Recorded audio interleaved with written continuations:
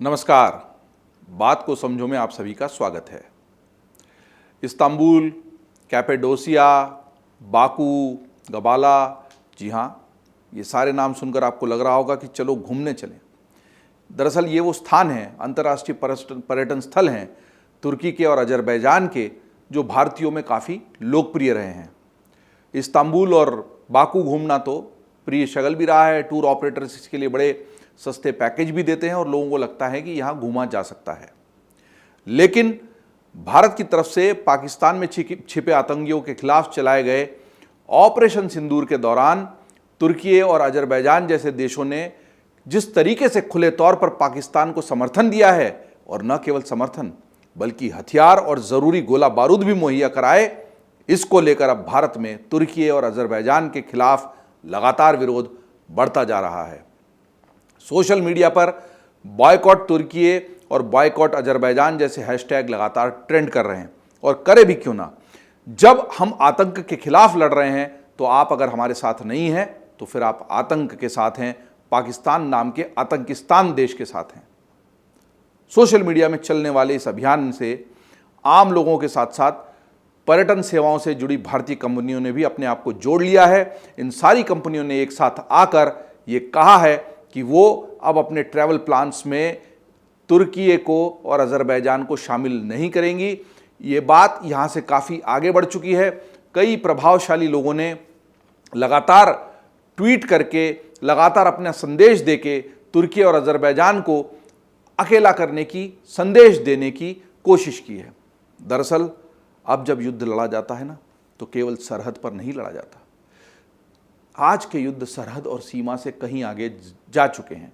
हमने ये भी देखा कि ऑपरेशन सिंदूर में हमको एक भी सैनिक उस तरफ नहीं भेजना पड़ा।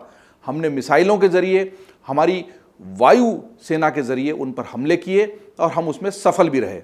इससे न केवल पाकिस्तान बौखला गया है, बल्कि वो कोशिश कर रहा है उस सच को छुपाने की जो दुनिया के सामने पूरी तरह से नंगा होकर सामने आ चुका है। जिस तरीके से कोई भी युद्ध होता है तो दुनिया का गणित बदलता है, वैसे ही भारत के ऑपरेशन सिंदूर ने भी अब दुनिया का गणित बदल दिया है।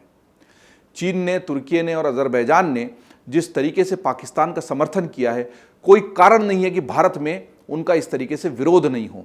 स्थिति यहाँ तक पहुँच गई कि घबराए हुए तुर्की ने और वहाँ के पर्यटन मंत्रालय ने एक ऐलान जारी कर दिया। उन्होंने कहा कि तुर्की बहुत सुरक्षित है, तुर्की आप आ सकते हैं और तुर्की में सुरक्षा की कोई दिक्कत नहीं है। लेकिन उसी के जवाब में राजीव चंद्रशेखर, उन्होंने भी एक ट्वीट कर कह दिया नो थैंक्स। इसका मतलब यह है कि बात कहीं आगे बढ़ चुकी है। इसी के साथ ताज़ा जानकारी ये भी है कि जवाहरलाल नेहरू विश्वविद्यालय, जी हाँ, दिल्ली के प्रतिष्ठित जवाहरलाल नेहरू विश्वविद्यालय से भी तुर्की के विश्वविद्यालय का जो संबंध था, जो आपस में सहमति थी, उस करार को भी तोड़ दिया गया है। और जवाहरलाल नेहरू विश्वविद्यालय ने ठीक ही कहा है कि देश पहले, बाकी सब बाद में। और भारत के लोग भी जिस तरीके से तुर्की की वस्तुओं का और अजरबैजान की वस्तुओं का विरोध कर रहे हैं, मुझे लगता है कि युद्ध का ये तरीका भी ज़्यादा बड़ा है और इसकी गूंज ज़्यादा दूर तक फैलेगी। आजकल व्यापार युद्ध अपने आप में ज़्यादा बड़ा हुआ है। अमेरिका ने भी व्यापार युद्ध की धमकी दी, टैरिफ वॉर की धमकी दी, बल्कि एक झूठ भी कहा कि उसने व्यापार का लालच देकर भारत और पाकिस्तान के बीच में संघर्ष विराम को रुकवाया। हालांकि ट्रंप का ये झूठ तो ज़्यादा देर तक नहीं चला, लेकिन हमको सरहद पर युद्ध रुक जाने के बावजूद भी अपने दुश्मनों के खिलाफ युद्ध जारी रखना चाहिए। और दुश्मन वो जो आतंक के साथ खड़ा है। हमें किसी देश से कोई दिक्कत नहीं है, हमें किसी संस्कृति और उसके संस्कारों से दिक्कत नहीं है, लेकिन हमारी ज़मीन पर आकर अगर आप धर्म पूछकर गोली मारोगे, हमारे देश के ताने बाने को बिगाड़ने की कोशिश करोगे, तो हम उसके साथ नहीं खड़े हो सकते। और उसके बदले में जब हम आतंकी ठिकानों पर कार्रवाई करेंगे तो उसके जवाब में आप युद्ध छेड़ोगे और उस युद्ध में हथियारों की सप्लाई करोगे और ऐसे बयान जारी करोगे जो हमारे देश के खिलाफ हैं, तो हम इसको सहन करने वाले नहीं हैं।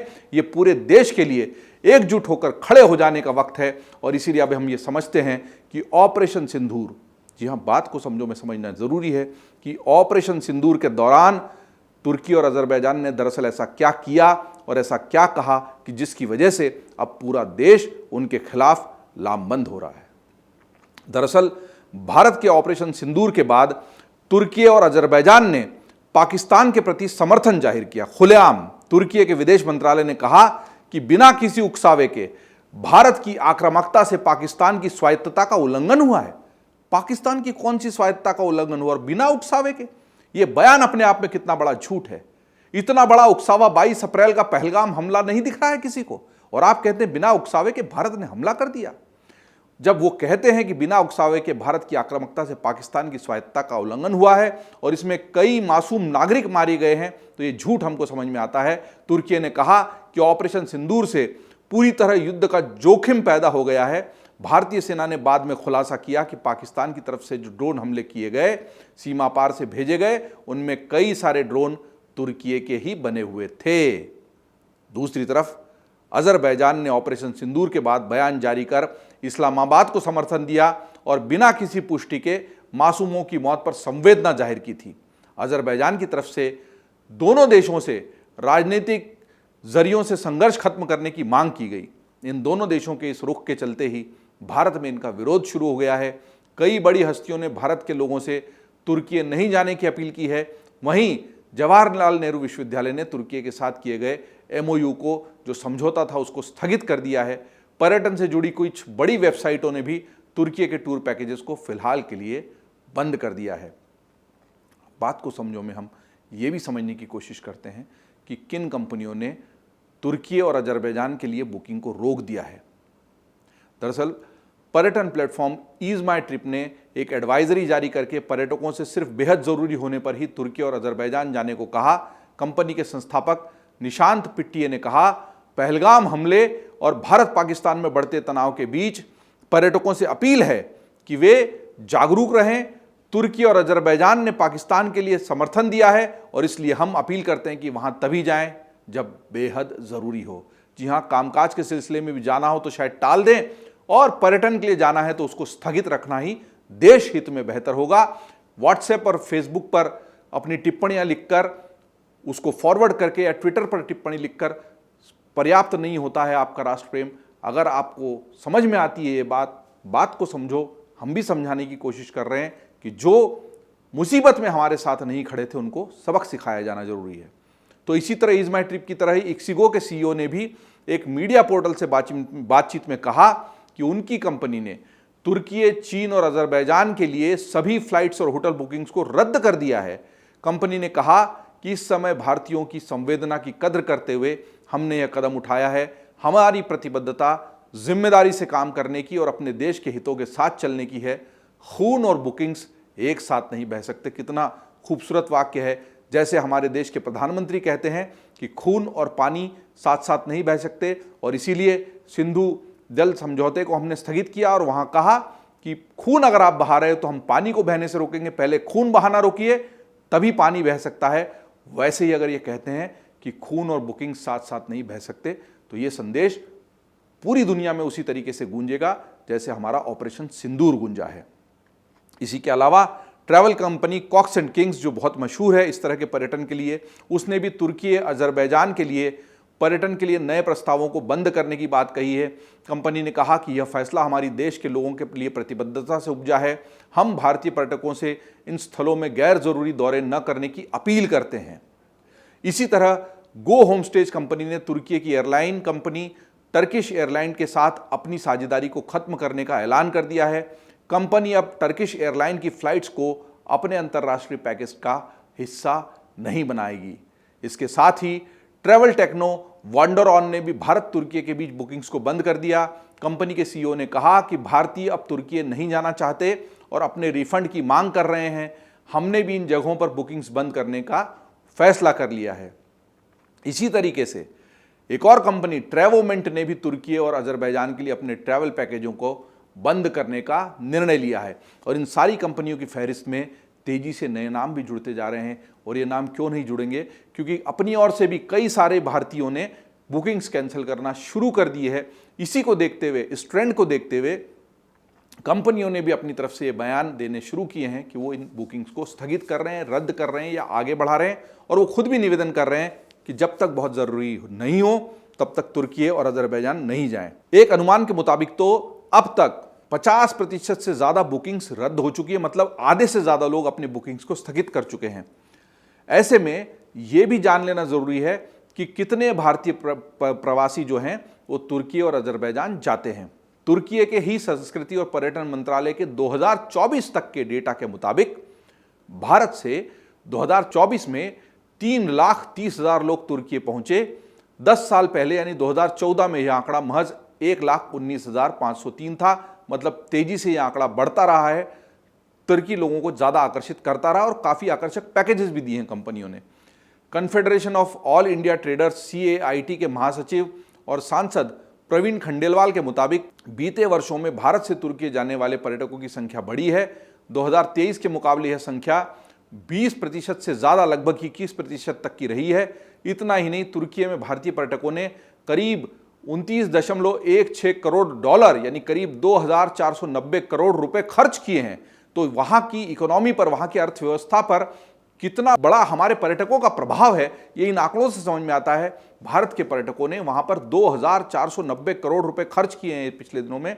और यानी अगर भारतीय पूरी तरह से तुर्की जाना बंद कर देते हैं तो तुर्की का नुकसान हज़ारों करोड़ रुपए में होगा। तुर्की की तरह ही अजरबैजान को भी भारत के पर्यटकों की वजह से ज़बरदस्त फायदा मिलता रहा है। अजरबैजान के टूरिज्म बोर्ड के ही डाटा के मुताबिक 2014 में 4,853 भारतीय ही अजरबैजान पहुंचे थे, जबकि 2024 में यह आंकड़ा 2 लाख, मतलब आप देख लीजिए कि कुछ हजार लोगों से लेकर लाखों में यह आंकड़ा पहुंच गया। 2024 में यह आंकड़ा 2,43,589 तक पहुंच चुका है। 2023 में यह आंकड़ा 1,15,000 के करीब था। इस तरह अजरबैजान के लिए रूस, तुर्की और ईरान के बाद भारत पर्यटकों का सबसे बड़ा स्रोत बन गया। भारत के पर्यटक वहां सबसे ज्यादा जाने लगे। ट्रैवल वेबसाइट bookings.com के मुताबिक अजरबैजान की राजधानी बाकू और गबाला जैसे शहर भारतीय पर्यटकों के टॉप 10 ट्रैवल डेस्टिनेशंस में से एक हैं। कैट के मुताबिक अजरबैजान में 2024 में भारतीय पर्यटकों ने करीब 30.86 करोड़ डॉलर यानी करीब 2,636 करोड़ रुपए खर्च किए। ऐसे में भारत की तरफ से पर्यटकों में कमी उसके मनोरंजन, एडवेंचर जैसे वर्गों में मंदी पैदा कर सकता है। तो भारतीयों को खुद को ही अपनी ताकत समझनी पड़ेगी। हजारों करोड़ रुपए अगर हम इन 2 देशों में ही जाके खर्च कर रहे हैं तो भारत में जो मध्य वर्ग के पास शक्ति आई है, संपन्नता आई है, वो उसको विदेशी पर्यटन पर खर्च करता है। बहुत अच्छी बात है, लेकिन हम दुश्मनों के पास जाकर इस पैसे को खर्च नहीं करेंगे। अगर हम ये ठान लें तो दुनिया को एक बड़ा सबक सिखा सकते हैं। जैसा काम हमारी मिसाइलों ने और बम गोलों ने किया है, वैसा ही काम हमारी ये सारी गतिविधियां भी कर सकती है और एक अलग तरह का ऑपरेशन सिंदूर हम लोग भी अपने स्तर पर चला सकते हैं। साथ ही पर्यटन ही नहीं, कई शहरों में व्यापारियों ने भी तुर्की से आने वाले सेब पर प्रतिबंध लगाने की मांग की है। गाजियाबाद और साहिबाबाद के फल मंडी के फल व्यापारियों ने तुर्की से सेब और अन्य उत्पादों के आयात के बहिष्कार का ऐलान कर दिया है। वहीं हिमाचल प्रदेश के व्यापारियों ने भी केंद्र सरकार से मांग की है कि तुर्की से सेब समेत हर प्रकार के आयात पर प्रतिबंध लगा दिया जाए। वहीं महाराष्ट्र के पुणे में भी व्यापारियों ने तुर्की से आने वाले सेब को बेचने से मना ही कर दिया है। इन दोनों देशों तुर्की और अजरबैजान से भारत आयात से ज्यादा इन्हें जरूरी चीजें निर्यात भी करता है। 2024-25 में भारत ने तुर्की को 5.20 अरब डॉलर से ज्यादा के उत्पादों का निर्यात किया, जबकि आयात पर करीब 2.84 अरब डॉलर का हमारा आयात रहा। यानी दोनों देशों के बीच कुल व्यापार 8 अरब डॉलर से ज्यादा का रहा। इसी तरह अजरबैजान की बात करें तो 2024-25 में भारत ने अजरबैजान को 8.60 करोड़ डॉलर का निर्यात किया। वहीं आयात का आंकड़ा 19.3 लाख डॉलर का रहा। यानी दोनों देशों के बीच बीते वित्त वर्ष में करीब 8.80 करोड़ रुपए का व्यापार हुआ। ये आंकड़े बताते हैं कि तुर्की और अजरबैजान को हमारे सामान की ज़रूरत ज़्यादा है, हम उनसे सामान कम लेते हैं और दोनों से ही बहुत बड़े आंकड़े में व्यापार हम करते हैं। बड़ी राशि है इस व्यापार की जो हमारे कीमत सामने आती है उसकी। भारत लगातार तुर्की से व्यापार के मामले में निर्यातक की भूमिका निभाता रहा है। अगर ये निर्यात रुकता है तो वहाँ चीज़ों की किल्लत भी हो सकती है। हम केवल सिंधु का जल नहीं रोक सकते, हम और बहुत सी चीज़ें रोक सकते हैं। अगर अजरबैजान और तुर्की भारत से निर्यात की जाने वाली बहुत सी वस्तुओं पर निर्भर करते हैं तो उन दोनों को हमसे पंगा लेने से पहले, हमसे दुश्मनी मोल लेने से पहले 10 बार सोच लेना चाहिए। जिस तरीके से तुर्की ने और अजरबैजान ने समर्थन किया है पाकिस्तान का, वो निश्चित ही शर्मनाक है। केवल तुर्की और अजरबैजान ही क्यों, दुनिया के बड़े चौधरियों ने भी जिस तरीके से इस पहलगाम के आतंकी हमले की भर्त्सना नहीं की और उसके जवाब में हमने जो कार्रवाई की उसका समर्थन नहीं किया, इससे पूरी दुनिया का दोगलापन उजागर हो गया है। लेकिन खास तौर पर तुर्की और अजरबैजान ने जिस तरह खुलेआम बयान दिए, कम से कम दुनिया के अन्य देश उस तरह के बयान देने से बचते रहे। वो जानते थे कि भारत सही कर रहा है, इसलिए वो चुपचाप बैठे रहे, चाहे उन्होंने खुलकर भारत का समर्थन नहीं किया लेकिन विरोध भी नहीं किया।